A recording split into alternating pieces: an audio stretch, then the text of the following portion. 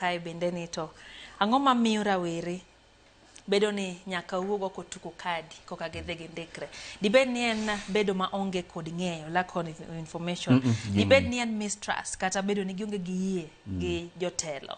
Koso ang'o mosebedo katimore ma nyaka no wuog mana gi tuko kadi koka chenro chakre. Ing'e gima mora niya ka jo millennial kata jo madongo moingowa ne onge tuko kadi donge.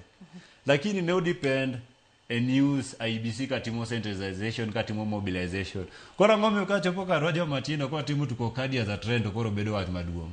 Mane kaka wang'eyo nikech ok wane TV tinde. Joma tindo ok wane TV.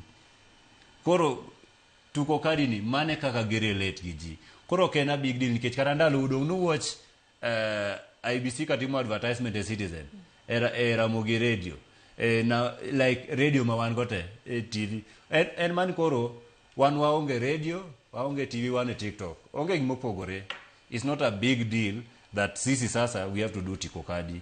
Nikech kata ndalo uno nentiere siji chukua kura sila yako, siji kura yako, siri yako. En man koro marwa ni opogore. Koro en mar jite. En mar jite. Waonge chukua. Tang'ome ubagwa jo siasa kodonjo. To gibe gin mana dhano, gin gombulu. To jatend piny kowacho ni tuko kadi.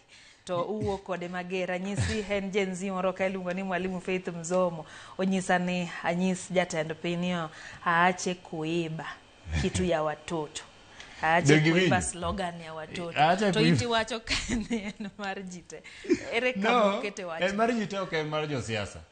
Jo siasa ok ji jo siasa gin joma manyo jo dhiego ne gikura. Emomiyo ang'isi ni asani ka jiang kaka Ruto nowacho ni tuko kadi. Aya Rigathi odhi wacho ni tuko kadi donge. Mano koro dhi mis niya to joma nitie diere ka mok support Rigathi Gachagua gidhi kanye. Koro let it be a neutral thing for Kenyans. You as a politician we give find a way mar timo campaign gi. Mwanasiasa kwa wacho ni tuko kadi no timo campaign. Oko timo mobilization tiere difference. Otimo campaign eno manyo kura. Oko to kura mo manyo and specifically for joma dhi gone kura.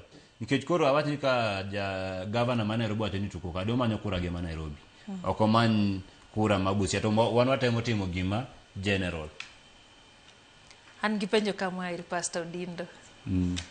Onyisa ni apenjo ni ka nyathino wacho ni osego kura dichiel.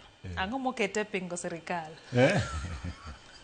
Aya ng'is pastor niya higa mar 2024 naneno kaka jowuoyi wetena matindo notho.